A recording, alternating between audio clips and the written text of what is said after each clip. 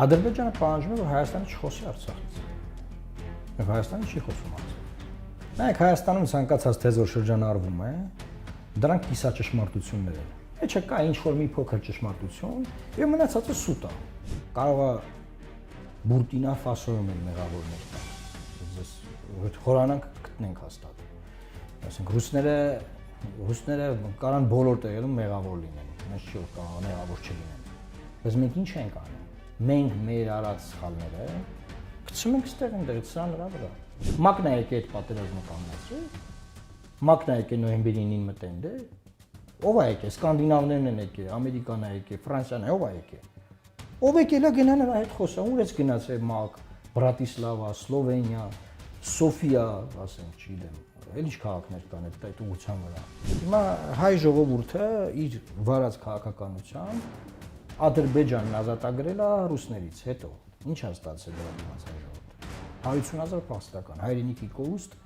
ու նվաստացում, որ մինչև հիմա նվաստանում ենք, ոչ մի բան չի ճանաչվում։ Պայմանագրի տեքստը չի համաձայնեցվել, այլ Հայաստանը ընդունել է Ադրբեջանի վերջին երկու պահանջները։ Ադրբեջանը ինչպես է աշխատում մեր հետ։ Նա ստանում է որոշակի խումբ զիջումներ, դնում է դարակը եւ գալիս է հաջորդ զիջումների։ Հիմա այդ տեքստը արդեն ստացել է։ Այդ որ մարդիկ մտածում որ չի ստորագրում, Ադրբեջանը այդ տեքստը ստացել է, դա ցույց է իրագործել։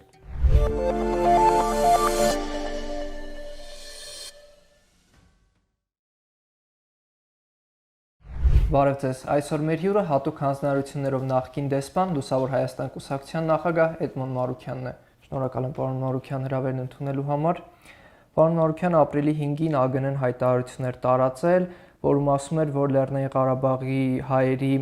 իրավունքների եւ անվտանգության հարցը դուրս է մղվել հայ-ադրբեջանական բանակցությունների օրակարգից, այն պատճառով, որ Արցախի իշխանությունները ստորագրեցին Արցախի լուծարման հրամանագիրը, դուք այս հայտարարությունը խայտառակություն եք որակել, ինչու՞։ Նախ որովհետև դա չի պատճառը, որ դուրս է եկել բանակցային գործընթացից, այլ պատճառն այն է, որ Ադրբեջանն է այդպես պահանջում եւ պահանջել, այդ պահանջը կատարվում է հայկական կողմից, եւ նաեւ այն, որ ԱԳՆ-ն մոռացել է, որ այսինքն այն մարդիկ, ովքեր այդ տեքստը պատրաստել են, ես չգիտեմ ով է դրա վրա աշխատում, որ Շահրամանյանի այդ հայտնի հրամանագրից հետո Հայաստանի վարչապետը հանդիպել է Գրանադայում, հնգակողմ հանդիպումը կհիշեք, Շարլ Միշել, Մակրոն, Շոլց, եւ այդ հանդիպման ժամանակ հայտարարություն է ընդունվել, որտեղ կետ կա, որ Լեռնային Ղարաբաղի ժողովուրդը պետք է առանց նախապայմանների իրենց տները վերադառնալու, արժանապատիվ վերադառնալու հնարավորություն ունենա եւ ունի իրավունք։ Այսինքն այս կետը, որ Հայաստանը միացել է դրան կամ Հայաստանն է լոբինգ արել, որ այդ կետը լինի ավելի շուտ այս ձևակերպեմ, եղել է Շահրամանյանի հրամանագրից հետո։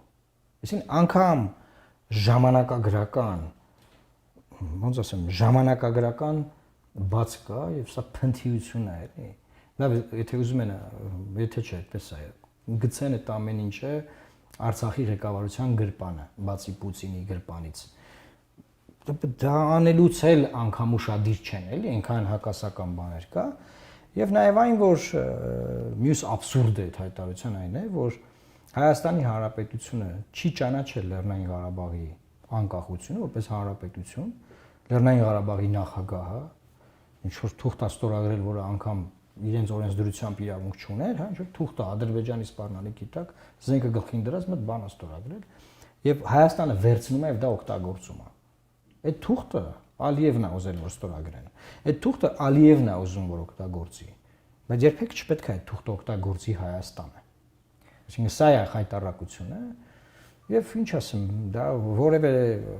լավ տեղ չի տանում, էլի մեզ։ Իսկ ո՞րն էր պատճառը, որ արցախցիների իրենց տուն վերադառնալու, արցախցիների անվտանգության եւ իրավունքների հարցը դուրս մղվեց հայ-ադրբեջանական բանակցությունների օրակարգից։ Ադրբեջանը պահանջում է, որ Հայաստանը չխոսի Արցախից։ Եվ Հայաստանը չի խոսում Արցախից։ Բայց կային կարծիքներ եւ կար նման լոբինգ, որ պահանջները հիմնականում հայելային են։ Այ եթե մենք չպահանջենք Լեռնային Ղարաբաղի ժողովրդի իրավունքներ եւ այլն, անկախություն չեմ ասում։ Ադրբեջանն էլ չի պահանջի արևմտյան Ադրբեջանի ժողովրդի, չգիտեմ, իրավունքներ վերադառ 300,000 Այլ ադրբեջանցի։ հա չի պահանջի, այ որ մենք չպահանջենք։ Հիմա քանի տարի է Հայաստանը չի պահանջում։ Տարուց ավելա չի պահանջում, 2 տարի կլինի։ Ադրբեջանը շարունակում արևմտյան Ադրբեջանի այդ թեզը, չեմ ուզում նարատիվ բառը շատ ենք օգտագործում, այդ թեզը հանգիստ sense հաստատակամորեն մղում է առաջ։ Մղում են առաջ շատ, ընդ որում մակում են աշխատում այդ թեզի շուրջ։ Եվրոպական միությունում են աշխատում այդ թեզի շուրջ, լոբիստական կառույցներով են Միացյալ Նահանգներում աշխատում այդ թեզի շուրջ, էքսպերտային մակարդակում ամեն ձևով են աշխատում։ Իսկ այս ամենը ԱԳՆ-ն չի հասկանում։ Նայեք, հասկանալը մի բան է, այդ ուղղության որևէ բան չանելը մեկ այլ բան է, երկուսն էլ կա։ Երկուսն էլ կա, այսինքն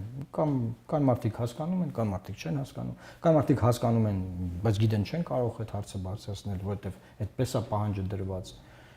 Էս է։ Այս հայտարարության մեջ արտաքին գործերի նախարարությունը նաև խոսել էր Սոֆիայում եւ Բրատիսլավայում չկայացած հանդիպումների մասին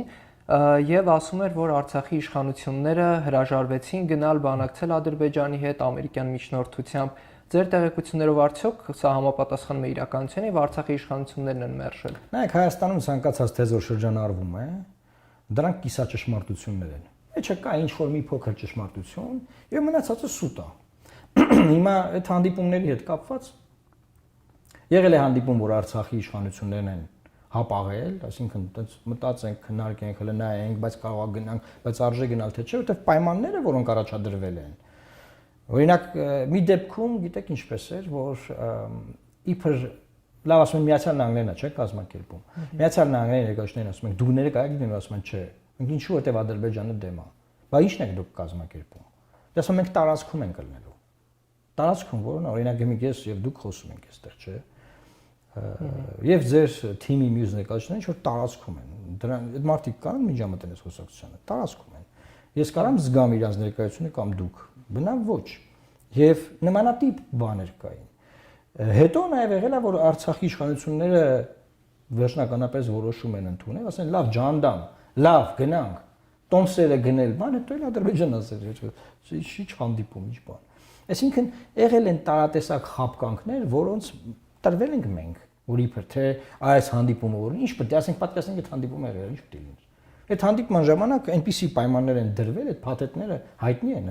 Ադրբեջանը հրապարակում էր դրանց մասին, այդ ինտեգրացիայի ծրագիրը, հիշում եք։ Ասում են միակ հարցը ինտեգրացիան կարող է լինել։ Հիմա այդ քննարկումների ժամանակ, այդ ինտեգրացիայի ժամանակ ի՞նչն էին ուզում քննարկեն։ Այսինքն պատկերացնենք գնացել են, ասում են դե դուք պետք է ինտեգրվեք։ Նրանք էլ ասում են, բա ոնց պետք է ինտեգրվենք, ոնց եք պատկերացնում Արցախիում ծնված, Եռագույնի տակ մեծացած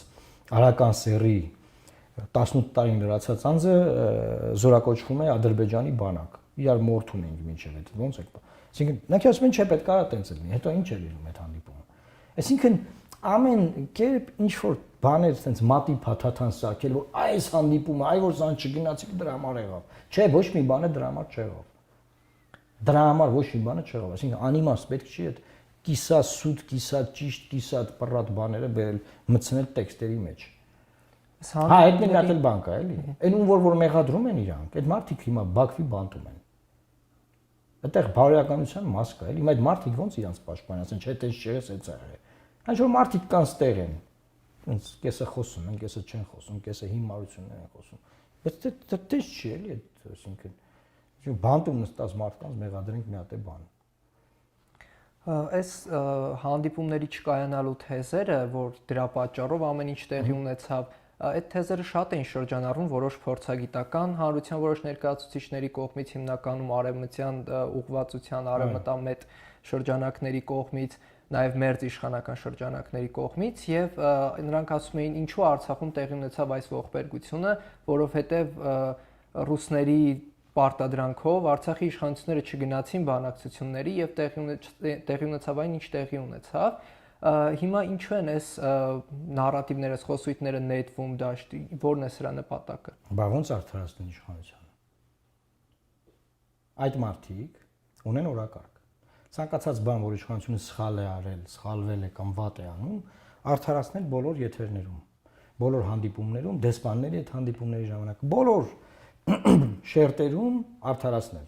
Որպեսզի դա արդարացնել պետք է ասել, ռուսներն էին մեղավոր, Արայք Հարությունյանն էր մեղավոր, Բակո Սահակյանն էր մեղավոր, ես շատ գիտեմ այնտեղ Դավիթ Բաբայանն էր, Ռուբեն Վարդանյանն էր մեղավոր, բան, բայց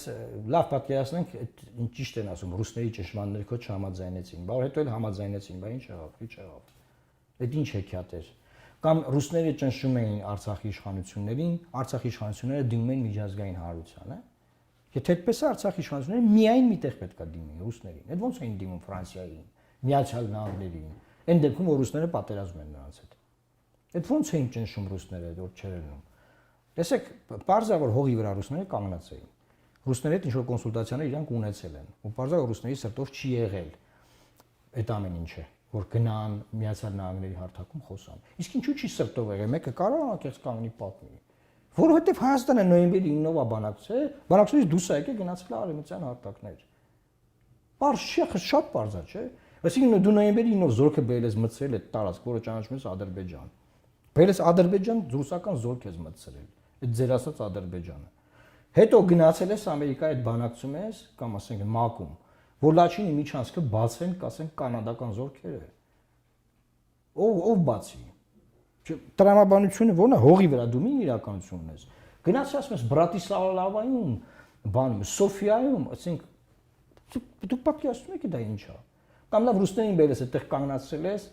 հետո միանում ես Հռոմի ստատուտին։ Ասում ես ձեր գլխավոր գերագույն հրամանատարի դեմ քրեական գործ է հարուցված, մենք էլ այդ հետապնդման մաս ենք կազմում։ Հետո բրիտանական լրագրողը հարցնում է, ասում է կներեք, բա որ գա Հայաստան, ինչ կանեք, դա ասում է, ես չեմ որոշում, դա գլխավոր դատախազը կորոշի։ Ուզում են այդ ռուսներն այնտեղ պաշտպանեն իրանց, որ նայում են իրանց գլխավոր գերագույն հրամանատարի դեմ հարուցված քրեական գործի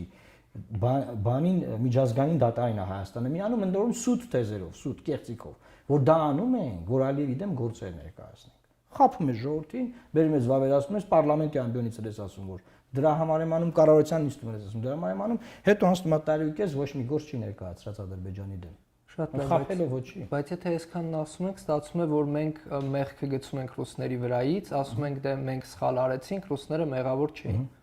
Նայեք, կարող է Բուրկինա Ֆասոյում էլ մեղավորներ կան։ Ես խորանանք գտնենք հաստատ։ Ասենք ռուսները կարան բոլոր տեղերում մեղավոր լինեն, նես չի որ կարող մեղավոր չլինեն։ Բայց մենք ինչ ենք անում։ Մենք մեր արած սխալները գցում ենք ստեղ այնտեղ սրա նրա վրա։ Հիմա ես տրամաբանական հարց եմ տալի։ Արդյոք տրամաբանական էր նոյեմբերի 9-ի փաստաթուղթ ստորագրել, ռուսական զորքերը բերել մտցնել այդ տարածք, անվտանգության որոշակի կոնցեպտ ձևավորել, ժողովրդին 100,000 հոգու հետ տանել այնտեղ ապրելու հույսեր տալ, ու հետո գնալ ասել գնանք Սոֆիայում բանակցենք։ Այդ ռուսները ինչ պիտի ասեին, ինչ պիտի անեին։ Պիտի ասեին այս հայերը էս ինչ ոսկի մարդիկ են։ Կամ ասենք Հռոմի ստատուտով իրանց հետապնդում ենք, ինչ պիտի ասեին։ Տրամաբանական բաներ կա, լոգիկաներ կան, որոնք որ չեն համընկնում։ Հիմա նայեք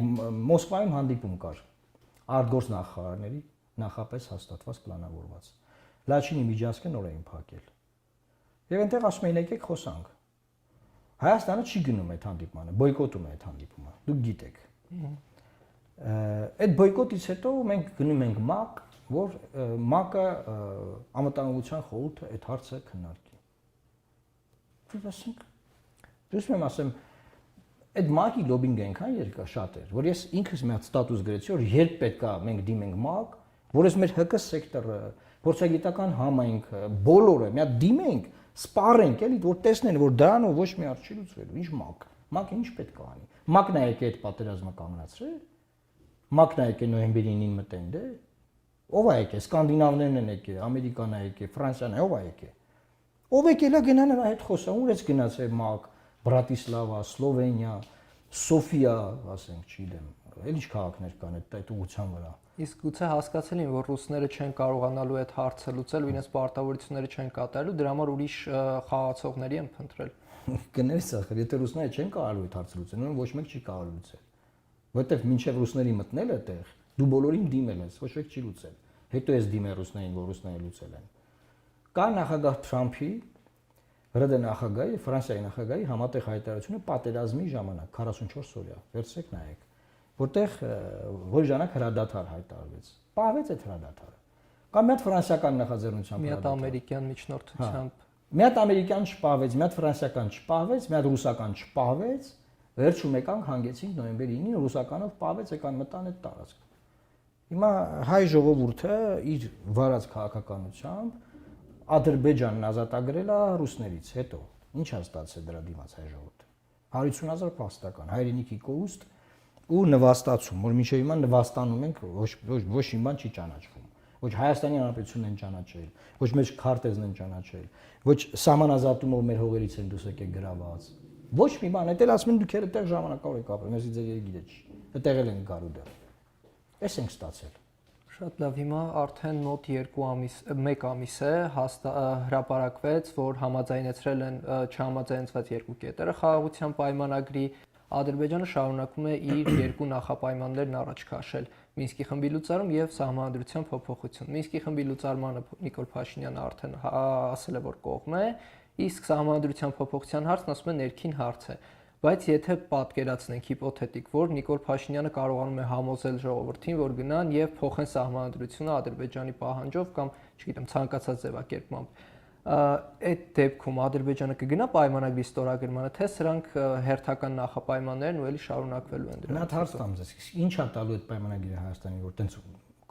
վիզ դրած լավ sense ասեմ, ժողովրդին ես վիզ դրած ուզում ենք ստորագրի։ Ինչ եք ստանալու էլի։ Մեկը գիտի ինքը ինչ է ստանալու։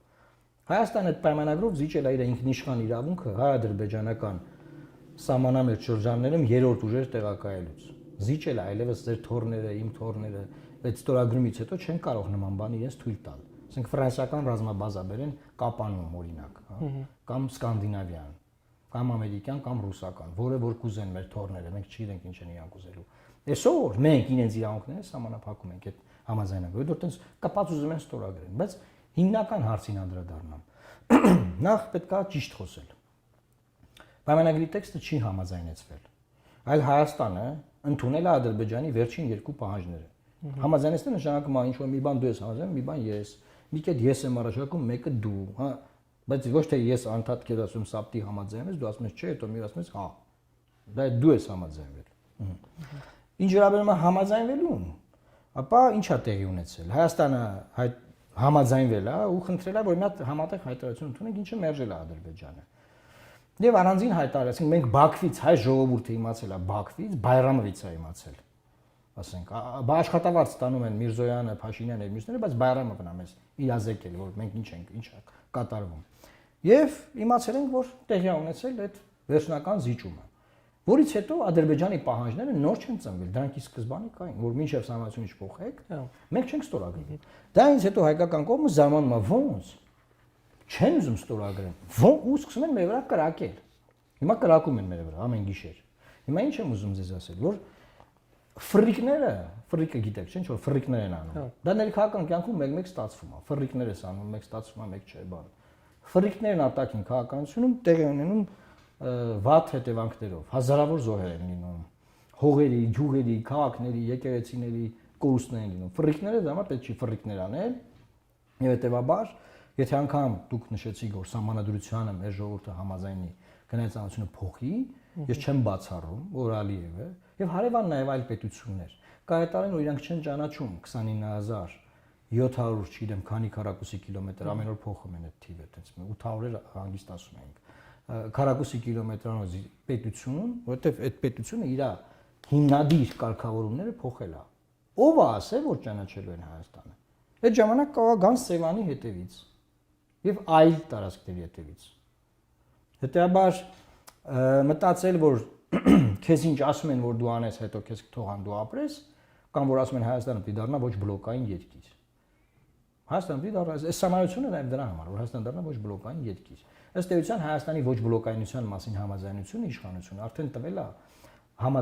իր համաձայնեցված տեքստով։ Որտեղ այդ տեքստով եթե դու ասում ես ես երրորդ երկրների ուժեր չեմ տեղակայի, դու համատեղ հակաօթային պաշտպանություն ոչ մեկ հետ չես կարող անալ, որտեղ սահմանը մի ուղղություն չի, էլի։ Չես կարող ընդհանուր համատեղ հակաօթային պաշտպանություն ունենալ ֆրանսիացիների հետ։ Կան ռուսները ինչ են ասում, ֆրանսիացիների օրինակը բերում էլի։ Դու չես կարող ես քեզ կպաշտպանեմ, դու ինձ կպաշտպանես փոխադարձության սկզբունքով պայմանագրեր կնքել։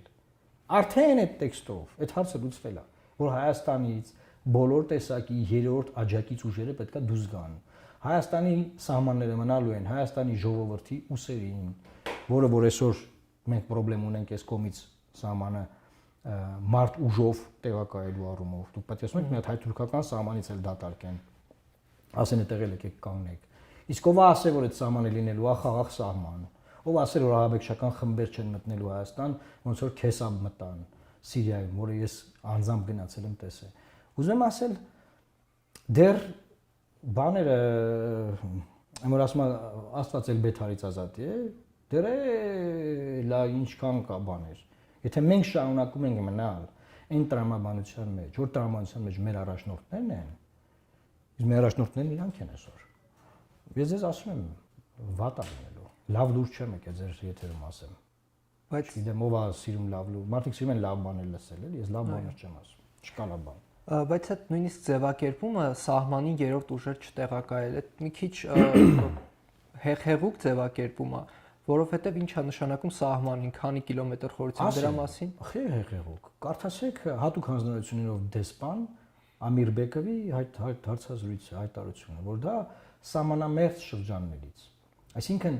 հիմա դիտորդները օրինակ Մարիոթ հյուրանոցից որ դուրս են գալիս, գնում են դեպի, ասենք, չգիտեմ, Երասխով անցնում են դեպի Եղեգնաձոր են գնում, հա? Երասխը, Եղեգնաձորը, այսինքն իրանք հենց Մարիոթ հյուրանոցից դուրս եկան, պետքա զգուշ լինեն։ Ինչի որտեվ Ադրբեջանը կարա ասի, որ ուրիշ ուժեր եկան մեր սահմանամերձ շրջան։ Մարդիկ կային, օրինակ այն բանի ցեղասպանության հարցերով ոչ պաշտոնական նախարար Արսեն Թորոսյանը ցեղասպանության ուրացման հարցով Հեմեկի եթերում պնդում է որ դա մանիպուլացնում են սահմանի վրայից ինչի եվրոդիտորդները մեր սահմանները պահում են դե կանգնած են եվրոդիտորդները շրջում են ջերմուկի հյուրանոցներում են սարերում բինոկլներով նայում են բանանք սահմանի վրա չեն կանգ սահմանի վրա կանգնած է մեր զինվորը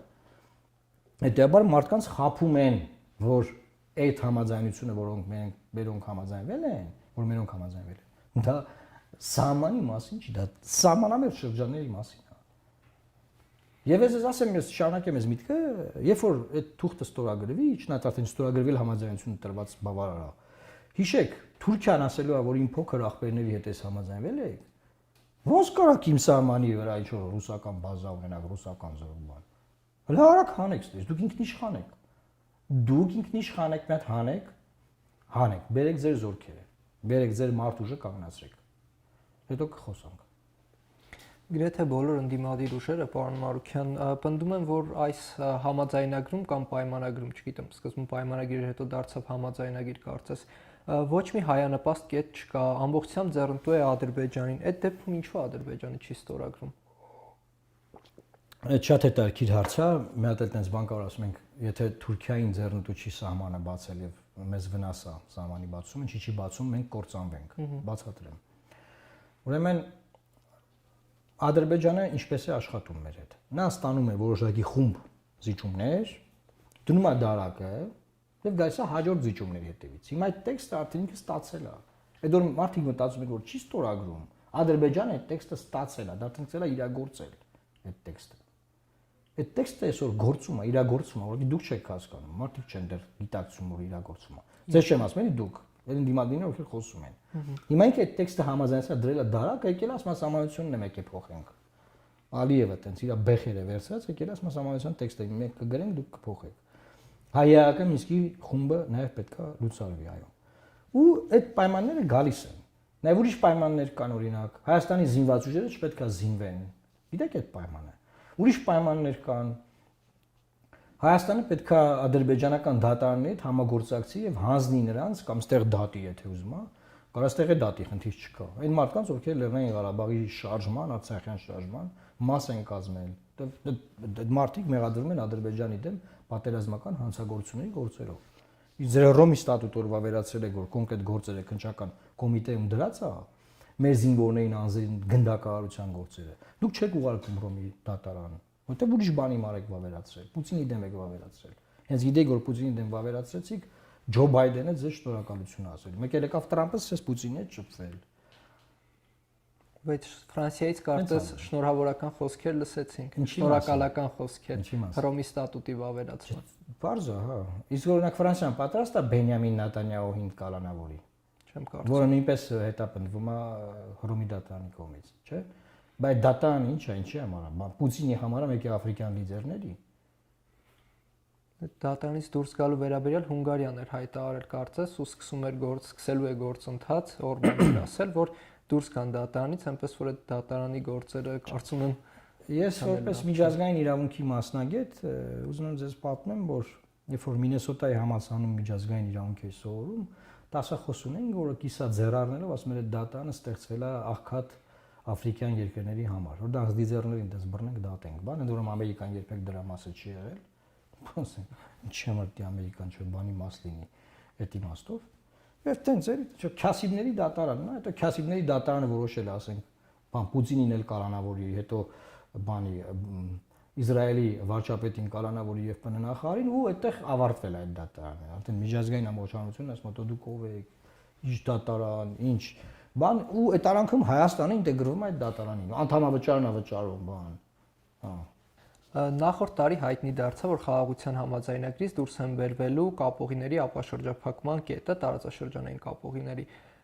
եւ Հայաստանն առաջարկում է հարցը լուծել խաղաղության խաչմերուկ ծրագրի շրջանակներում, Ադրբեջանը իր միջանցքն է ուզում, ինչպես ինքն է կոչում Զանգեզուրի միջանցք, դուք առաջարկում եք հարցը լուծել նոյեմբերի 9-ի համաձայնության, նոյեմբերի 9-ի հայտարարության 9-րդ կետի շրջանակներ վերադառնալով այդ շրջանակներում։ Արդյոք հիմա էլ եք կարծում, որ դա եղած տարբերակներից լավագույնն է։ Նայեք, նոյեմբերի 9-ի փաստաթուղթը միակ փաստաթուղթն է, որից Ալիևը ամեն կերպ փորձել է դուրս գալ, շեղել, ապամոնտաժել եւ փչացնել այդ process-ը։ Եվ դրա մասին նաեւ վարչապետ Նիկոլ Փաշինյանը ունի հայտարարություններ արել, որ Ալիևն ամեն ինչ անում է, այս փաստաթուղթը բան անի, քանդի այդ ճարտարապետությունը անվտանգային եւ այդ փաստաթղթով Ալիևը պարտքեր ունի։ Հիմա Ալիևը Հայաստանին ասել է դուք չխոսաք ոչ մի կետից, չուզեք Լեռնային Ղարաբաղի վերադարձման, ոչ մի բան չուզեք, խելոք մնացեք։ Բայց ինքը ամեն օր նոյեմբերի 9-ի 9-րդ կետով ասում է դուք ճանապարհի պարտք ունեք, չեք տվել, այ նայեք, չեք տվել, պետք է տակ։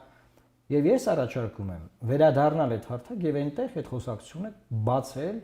եւ հասնել նրան, որ այդ պահանջը դադարի Ադրբեջանի կողմից, որովհետեւ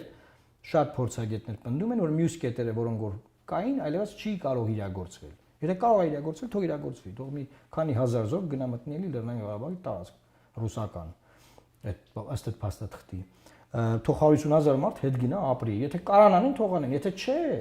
Հայաստանը կարող է բանակցություններով հասնել նրան, որ այդ կետի պահանջը դառնա առ-ոչինչ։ Ալիևը չկարողանա շարունակել պահանջել։ Սա միակ մեխանիզմն է, եթե չես ուզում, որ այնքան ձգես հարձակվեն գրավեն։ Բայց եթե ուզում ես, որ այնքան ձգես հարձակվեն գրավեն, ինձ թվում է լավ պոզիցիա է։ Սենց մնալ խոսալ խաղաղության խաչմերուկից, ուրիշ խաչմերուկից, շաբաթը մեկ ինչ-որ առաջարկների փաթեթ ուղարկել, որոնց კი ալարում են պատասխանեն։ Ալարում են, պատասխանում փաթեթ է ուղարկում պետությունը պետությանը։ Ու 3 ամիս անց վարչապետ արձակած ասում դե մենք ստեր սպասում ենք իրանց պատասխանին, մեկ այնտեղ ԱԳՆ, ասենք փոխնախարար չէ, նախարար չէ, բաժնի պետ չէ, վարչության պետ չէ։ Պրես սեկրետարը ասում է այդ տարաչարկը անիրագործելի է, գնացեք։ Ամոթել է դրա մասին խոսանք։ Էս մակարդակի այջեցված է ամեն ինչ։ Շատ լավ, եւ վերջում ներքաղաքական իրավիճակի մասին 1 տարի անց մոտավորապես ազգային ժողովի ընտրություններն են, մասնակցելու եք թե ոչ եւ դիտարկում եք արդյոք դաշինքներով մասնակցելու տարբերակը։ Ես կարծում եմ, որ process-ներ են գնում եւ այդ process-ները բերելու են նրան, որ փորձելու է գործող իշխանությունը օգտագործել Գյումրիի մոդելը ընդդեմ նախկինների բոբոսարկելով, որ ինքը վերարտադրվի, իսկ նախկինները փորձել են այդ մոդելով հետ գալ։ Երկու տարբերակներ մեր ժողովրդի համար անվտանգության սպառնալիքներ են։ Երկու տարբերակներ։ Եվ բարձրավոր շատերի համար արդեն այս իշխանությունն այնքան վատնա, որ ուզում են նախկինները հետ գան, դա եմ տեսնում, այդպես մարդիկ էլ կան։ Okay։ Բայց ես կարծում եմ երկու տարբերակներ անվտանգային մեծագույն սպառնալիքներով են համեմված։ Եվ ես կարծում եմ, որ այն ուժերը, ովքեր որ մտածում են այնպես կամ մոտավորապես մտածում են այնպես, ինչի մասին ես եւ դուք հիմա զրուցեցինք, կարող են համախմբվել եւ թույլ չտալ, որ Փաշինյանը երրորդ ժամկետով դառնա վարչապետ, կամ թույլ չտալ, որ նախկինները որևէ մի դերասանի դեմքով վերադառնան իշխանության կամ իրանց դեմքով։ Ես այդ իմաստով ամեն ինչ անելու եմ եւ վստահ եմ, որ դա հաջողվելու է, մենք թույլ չենք տալու։ Դա հիմա կլինի ընտրություններին մասնակցելով, դա կլինի ընտրություններին դաշինքով մասնակցելով, դա կլինի չմասնակցելով ընտրություններին, բայց ուրիշ process-ներով, դա ժամանակը ցույց կտա։ Բայց արդեն կոնսուլտացիաներ կան քաղաքական այս հարցի շուրջ միավորվելու, չգիտեմ, դաշինք ստեղծելու։ Այո, շատ երկար ժամանակ կա։ Գրեթե իմ հրաժարականի հաջորդ օրվանից այդ process-ները կան։ Չեք ուզում բացահայտել այն ուժերին, որոնց հետ փորձում եք պայմանավորվել։ Ես կարծում եմ դա երևացող է, որովհետև այն ինչ որ ես խոսում եմ, շատ քչերն են խոսում, բայց կարծում եմ, որ քանի դեռ որևէ բան չկա, քանի դեռ ամեն ինչ համաձայնեցված չէ, ոչինչ համաձայնեցված չէ։ Օրինակ Հայ ազգային կոնգրեսը կամ դեմոկրատական այլընտրանքը կարող են լինել ձեր դաշինքի մեջ եղող կուսակցությունները։ Շփումներ ունենք։ Իսկ Հայկ Մարությանի հետ որոշակի շփումներ էլի ոչ ուղղակի եղել են։ Շատ լավ։ Եվ 26 թվականի ընտրություններին մարդիկ ինչու պիտի Նիկոլ Փաշինյանին որպես այլընտրանք տեսնեն ձեզ եւ ոչ թե նախկին իշխանություններին, որտեղ 21 թվականին էլի դուք մասնակցում եք ընտրություններին, էլի առաջարկում եք ոչ նախկին, ոչ ներկա այդ տրամաբանությամբ շարժվել եւ մարդիկ գնացին, ինչպես դուք եք ասել, ամենաշատը սիրում են Նիկոլ Փաշինյանին, Սերժ Սարգսյանին եւ Ռոբերտ Քոչարյանին, գնացին եւ որպես Նիկոլ Փաշինյանի այլընտրանք ընտրեցին նախկին երկու նախագահներին։ Ինչ է փոխվելու 26 թվականին, որ նրանք ընտրեն ձեզ ընդդիմադիր տրամադրված մարդիկ։ Նախ այն ուժերը, որոնք որ չեն եղել ոչ ցախողված կառավարման թալանի անարդյունավետության եւ ստից պաթոսների մեջ, օրինակ ես երբեք չեմ եղել դրա մեջ, եւ նաեւ այն ուժերը, որոնք որ մեր ժողովրդին չեն տանում անվերջանալի նվաստացումների, ասենք լավ գոնե մի անգամ նվաստանանք, բայց անվերջանալի է մեր նվաստացումը, որ այսօր Փաշինյանն է գլխավորում մեր անվերջանալի նվաստացումների ճանապարհը։ Ես կարծում եմ ռեալ այլընտրանք են երկուսին էլ, որ ոչ թալանել են, ոչ նվաստացրել մարդկանց։ Բայց շատ կարևոր հարց եք տալիս 21 թվականի ընտրությունների վերաբերյալ, դուք պետք է հաշվի առնեք, որ կար հետպատերազմյան շոկ, այդ կորուստը, եւ կար հստակ գիծ, որ ինչ որ մարդիկ ուզում են գան, ասենք, չգիտեմ, կախաղան հանեն Նիկոլ Փաշինյանին եւ մյուսներին, եւ Նիկոլ Փաշինյանն էլ իր հայտնի մուրճով եւ այդ կարմիր բանտիկով բանով տենց ընկել էր գյուղ եւ ասում էր, որ էսա սրանց նայեք ինչ օրն եմ գցելու, բայց դրանց բոլորը դարձեց падգամավոր։ Հիմա ես կարծում եմ, որ այս վերջին տարիների process-ները իմաստնացրել են, մեր ժողովուրդը ավելի իմաստուն է դարձել եւ իր փորձով է, հա, լավ կլինի որ մենք ասենք ուրիշի սխալների վրա սովորենք, չէ՞, բայց մենք սովորում ենք մեր սխալների վրա։ Լավ, դա է տարբերակ։ Ես կարծում եմ այդ իմաստով բավականին փոփոխություններ կան եւ եթե կլինի այդ համախմբումը, ինչի ուղղությամբ էլի եմ ասում, աշխատում ենք եւ պետք է աշխատենք, վստահ եմ այն հաջողության է հասնելու եւ թույլ չի տալու ոչ այս գործող մեզ նվաստացնող իշխանությունների վերարտադրումը ոչ էլ են նախկին թալանչիների։ Ես ոչ մեկի հետ մատաղուտելու անգամ բան չունեմ, տրամադրվածություն չունեմ։ Շնորհակալ եմ պարոն Մարուքյան հետաքրքիր զրույցի համար։ Շնորհակալ եմ մեզ դիտելու համար, շարունակեք հետևել հետքին եւ բաժանորդագրվեք մեր YouTube-յան ալիքին։